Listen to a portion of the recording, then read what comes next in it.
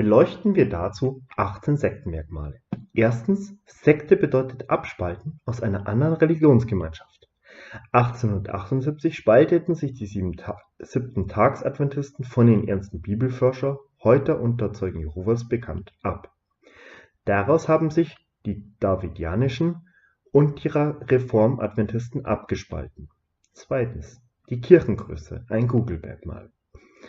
Von den 20 Millionen Adventisten sind heute etwa 40% aktiv tätig. Hierbei gilt anzumerken, dass der Prozentsatz größer ist, weil einige Kriterien nicht mitberechnet wurden. Auch sind Adventisten nur in 215 Ländern aktiv. Zum Vergleich: Zeugen Jehovas sind in 249 Ländern und Inselgebieten tätig. Es gibt ca. 80.000 Gemeinden, bei Zeugen Jehovas sind es 116.000. Beispiel Deutschland. Zeugen Jehovas gibt es in jeder Stadt und jedem Kreis. Bei Adventisten trifft das auf 104 Städte und Landkreise nicht zu. Und im Rest, teils gibt es Gebäude, aber diese sind nicht in Vollzeit jede Woche besetzt. Laut Google sind die Siebten-Tags-Adventisten damit eine Sekte. Kommen wir nun zu den 14 Merkmalen, die evangelische, katholische Kirche und freie Wissenschaftler bestimmt haben. Drittes Merkmal, das Konzept. Die adventistische Bewegung besteht aus vielen einzelnen Freikirchen. Lehrbild sind kirchliche Dogmen, nicht die Bibel als Ganzes. In der christlichen Wahrheit sind sie durch den Millerismus, presbyterianische, baptistische und evangelikale Einflüsse gespalten. Deshalb ist es eines der Hauptziele der gewählten Kirchenpräsidenten, die Einheit zu bewahren. Das Konzept ist frei von der christlichen Mission aus Matthäus 28, 19 und 20. Stattdessen wird auf Fernsehprediger, Werbung oder die Integration anderer kleiner religiösen Gruppen gesetzt, wie den Judaisten und Mennoniten. Viertens, die Führung. Die Generalkonferenz ist in Maryland und wird alle 5 Jahre gewählt. Die synodische und parlamentarische Führung erinnert an die Sekte der römischen Staatskirche des heidnisch-römischen Reiches. Jesus Christus verurteilte so eine Kirchenführung in der Bibel ausdrücklich. Wie beschrieben sind die einzelnen Landesverbände zum Teil so stark uneinig, dass eine vollständige Einheit einfach nicht möglich ist. 2019 wechselt die Führung. Fünftens, das Weltbild. Das Weltbild ist größtenteils protestantisch. Die Kirche sieht sich als Teil der evangelischen Freikirchen. Einflüsse rabbinischer Lehren und des Judentums finden sich genauso wie eine rein wortwörtliche Interpretation der Bibel. Früher als heidnische Lehren abgelerntes Gedankengut wie Erntedank, Weihnachten und Ostern werden heute teilweise wieder gefeiert. Alles Lehren, die die Bibel verurteilt. Andere Religionsgemeinschaften wird oft intolerant begegnet, vor allem dann, wenn sich diese enger und nur an die Bibel halten. Sechstens, politische Führung. Jesus Christus gebot politische Neutralität. Johannes 15, 18 und 19. Daran müssen sich Religionsgemeinschaften messen. Die protestantische Freikirche stellt tausende Lobbyisten, die aktiv in Politik und Kriege eingreifen. Als Teil des evangelikalen Systems war die Kirche 2017 für die Wahl von Donald Trump. In Afrika hat die Kirche terroristische Vereinigungen unterstützt. Beispiel sind die Kriege auf der Krim, in der Ostukraine oder in Afrika gegen die Afrikanische Allianz. Die Kirche erhofft sich dadurch einen Machtzuwachs. In Nazi-Deutschland haben die Adventisten Hitler unterstützt. Sie huldigten ihm und setzten sich in unfassbarer Form für Rassismus und Antisemitismus ein. Und auch das gestanden sich Adventisten erst 2005 offiziell ein. Der Machtanspruch. Siebtens. Jesus ließ seine Nachfolger wissen, dass sie kein Teil der Welt seien. Das kannst du in Johannes Kapitel 15 nachlesen. Die Siebten-Tags-Adventisten tun genau das Gegenteil. In Osteuropa und Afrika unterstützt sie die Christenverfolgung anderer Kirchen. Sie meinen heute wirklich gegen Satan und somit andere Religionsgemeinschaften kämpfen zu müssen. Daher sehen sie eine Legitimation, auch Waffengewalt ausüben zu dürfen. 8. Finanzielle Interessen. Das Wort Kirchensteuer wollen Adventisten nicht hören. Jedoch wird auf Mitglieder Druck ausgeübt, den Zehnten zu geben und sich an zusätzlichen Spendensammlungen zu beteiligen. Das Geld wird meist per Dauerauftrag an die Ortsgemeinden überwiesen. Über den Zehnten werden alle Dienstleistungen finanziert. Der Bau von Kirchen über Sonderspendenaufrufe. Bei den Gottesdiensten wird zweimal kassiert. In der Predigt wird für die örtliche Gemeinde gesammelt. Im Bibelstudium für größere Projekte und die Verwaltung. Währungsspekulationen ist auch Teil der Einnahmen. Auch die über 2000 Missionen und Orden müssen finanziert werden. Das ist aber nicht wie bei Zeugen Jehovas, wo Missionsarbeit bedeutet, wirklich als Christ mit der Bibel in der Hand predigen zu gehen.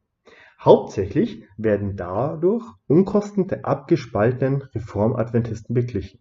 Siehe Wikipedia Missionsgesellschaft. 9. Eigenes Rechtssystem.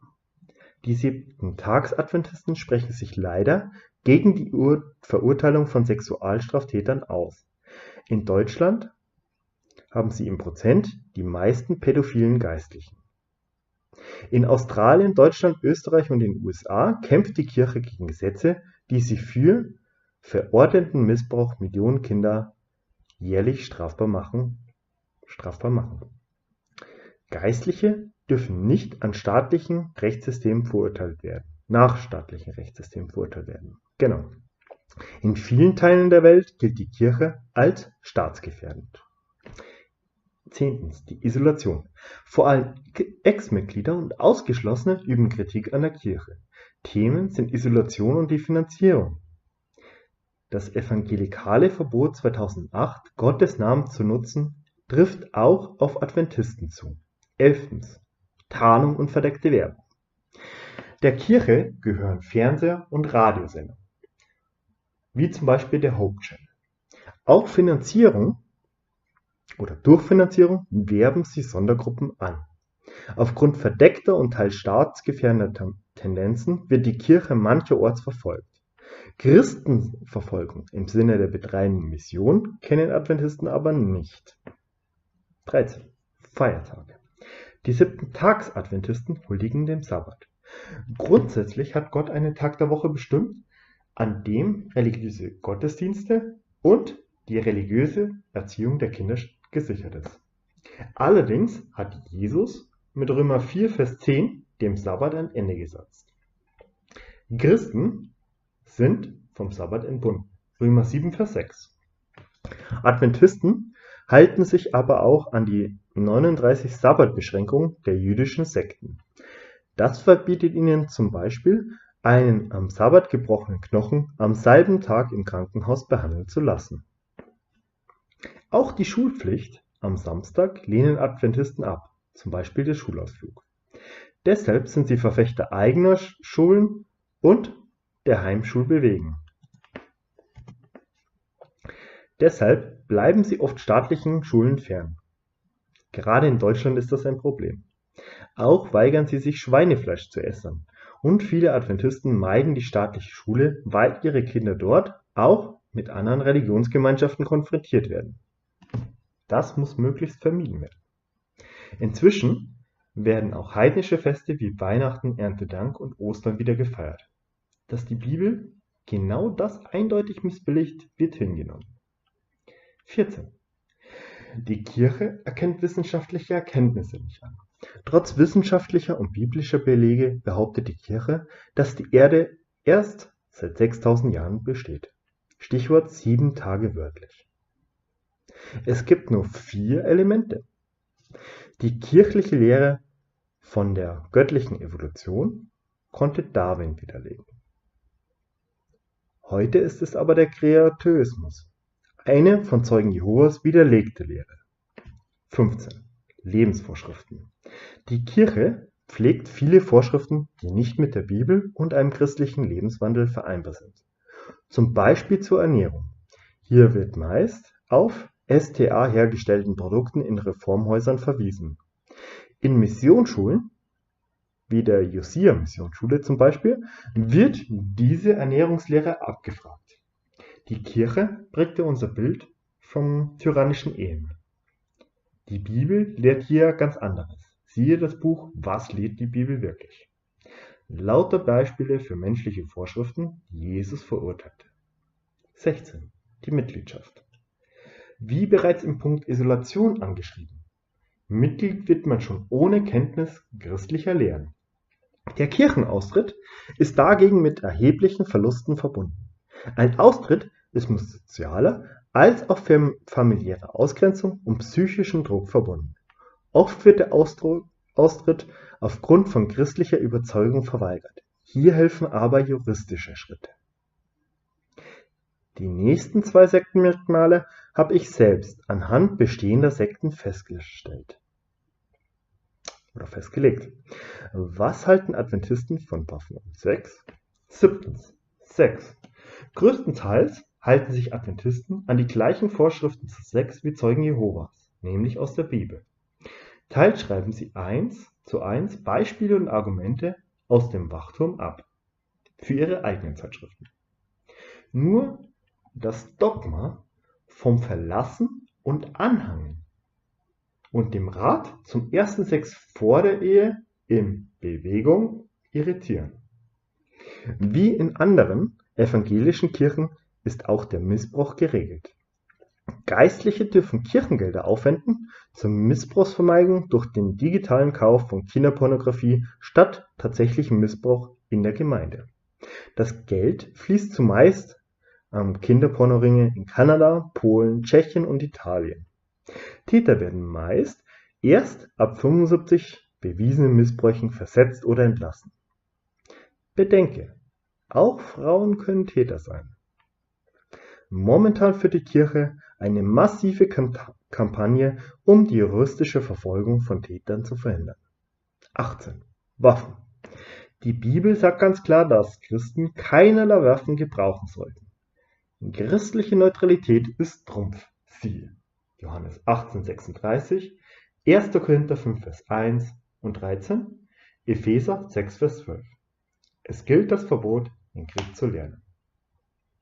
Falsche Christen dagegen heiligen schon immer ungerechte Kriege. Siehe Micha 3, Vers 5, Jeremia 2, Vers 8, Klagelieder 4, Vers 13.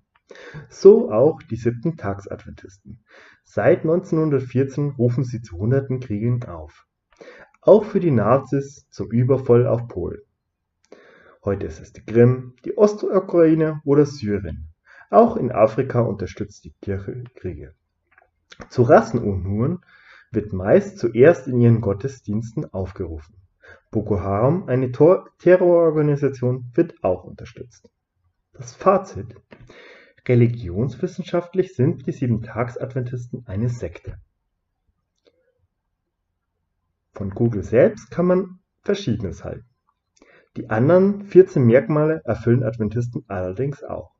Auch das Thema Waffen beweist eine dogmatische und unchristliche Sichtweise.